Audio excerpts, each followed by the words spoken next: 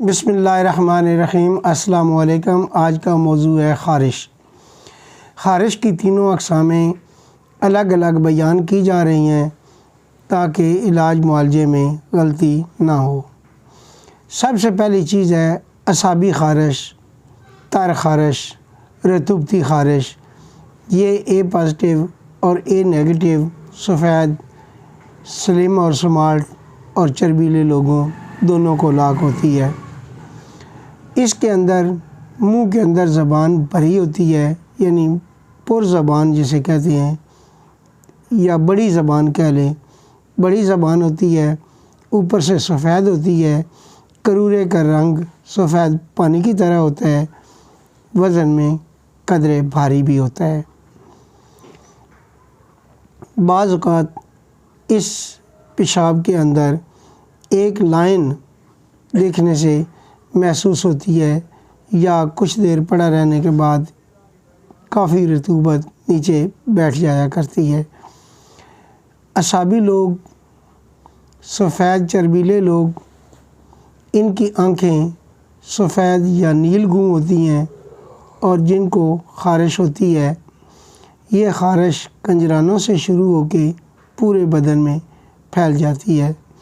اس کے اندر چھالے ہوتے ہیں اور چھالوں کے اندر پانی بھرا ہوتا ہے۔ صرف دیکھنے والے کو شدید احساس ہوتا ہے، مریض اسے محسوس نہیں کرتا، کوئی جلن، کوئی درد، کچھ بھی نہیں ہوتا۔ صرف پانی جب بہتا ہے تو اس جگہ مزید یہ پانی جہاں جہاں پہنچتا ہے وہاں چھالے پیدا ہو جاتے ہیں۔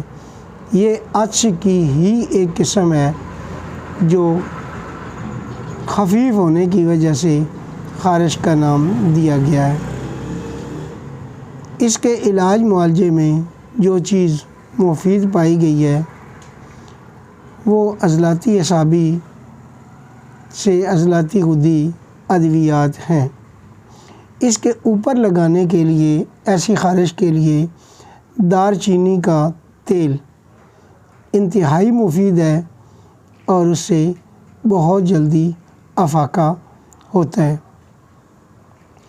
دار چینی کا تیل خوراکی طور پہ بھی کھلایا جا سکتا ہے، یا اوپر لگانے سے بھی فائدہ ہو جایا کرتا ہے۔ عضلاتی اعصابی تمام نسخہ جات اس کے لیے اکثری ثابت ہوئے ہیں۔ اس کے اندر ملین کا خیال خاص طور پہ رکھنا ہوتا ہے تاکہ پیٹ کے اندر رکی ہوئی بلغم جسم سے خارج ہو جائے یا نزج پا کے خون میں تبدیل ہو جائے۔ والسلام ورحمۃ اللہ وبرکاتہ۔